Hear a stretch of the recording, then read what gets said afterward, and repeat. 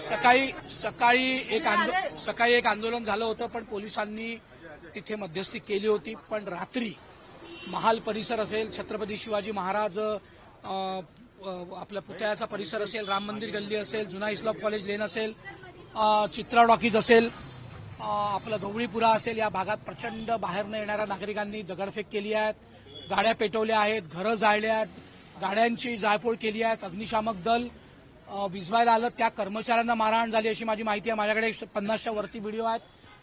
पोलिसांची कुमक सुरुवातीला कमी होती, पण आता मोठ्या प्रमाणात कुमक आली आहेत. स्वतः सीपी सिंगल तिथे आहेत, डीसीपी मातनीकर आहेत, अड्डा पीआय तिथे आहेत. मोठ्या प्रमाणात कुमक आहे. पण बाहेरनं येणाऱ्या लोकांनी ज्या सामान्य लोकांचे घरं पेटवले, मग त्यात दुरुपकर परिवार, पेशणे परिवार, घाटेंचे परिवार आहेत, शिर्केंचे परिवार आहेत, आणि टिपून त्यांनी घरांवर दगडफेक केली आहे. गांधीबाग सहकारी बँक चिटणीस पार्क चौकात आहे, त्याच्यावर दगडफेक झाली अशी माहिती आहे. आणि सकाळचं जे काही आंदोलन होतं, त्या आंदोलनानंतर पोलिसांनी सगळी मध्यस्थी भूमिका निभावली होती. पण बाहेरच्या वस्त्यांमध्ये येऊन महाल परिसरात असेल, बडकस चौक परिसर असेल, याला त्रास देणे, तिथल्या सामान्य नागरिकांना त्रास देणे, अशी विदारक स्थिती तिथे आहे सध्या. आता स्थिती कंट्रोलमध्ये आली असं सीपी साहेबांचं म्हणणं आहे. मी आता डीसीपींशी बोलतोय. पण अजूनही मोठ्या प्रमाणात दगडफेक सुरू आहे. दोन्हीही बाजूंचे लोक आता रस्त्यावर आहेत. पहिल्यांदा तर मी दोन्ही बाजूंच्या लोकांना, जे त्या वस्त्यांमधले लोक आहेत, त्यांना मी विनंती करतोय की आपण शांत राहावं, आणि जे लोक बाहेरून, हरामखोर लोक जे बाहेरून येऊन त्यांनी ही दंगल घडवण्याचा प्रयत्न केला, त्यांना तात्काळ पोलिसांच्या हवाले करावं, जेणेकरून त्यांना कडक शासन होईल, अशी विनंती मी माननीय आमचे मुख्यमंत्री, गृहमंत्री माननीय देवेंद्रजींना केली आहे, राज्यमंत्री माननीय पंकज भोयरांना केली आहे, आणि निश्चित कारवाई होईल असा मला विश्वास आहे.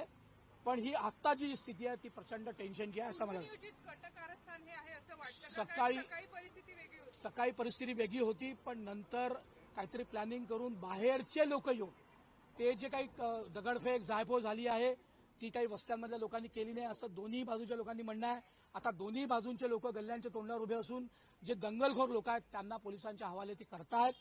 पण हे प्लॅनिंगनी बाहेरनं लोक आणून, याचं काही जेणेकरून हे प्लॅनिंग केलं होतं आणि बाहेरून लोक आणून हा तमाशा उभा करण्याचा त्यांनी प्रयत्न केला. परिस्थिती हातबल होते, कारण की दगडफेक पुढे जाऊन जाळपोळ सुरू झाली, मोठ्या प्रमाणात दगडफेक होते. आता पोलीस कंट्रोल करतायत, पोलीस शांततेचंही आवाहन करतात आहे, आणि गरज पडली तर शासनही करण्याचा पोलिसांचा प्रयत्न आहे. चर्चा झाली का? त्यांनी शांततेचा माननीय मुख्यमंत्र्यांनी स्वतः सीपी असतील, संबंधित त्या भागाचे डीसीपी असतील, सगळ्यांशी ते बोलले आहेत, ते अजूनही बोलत आहेत.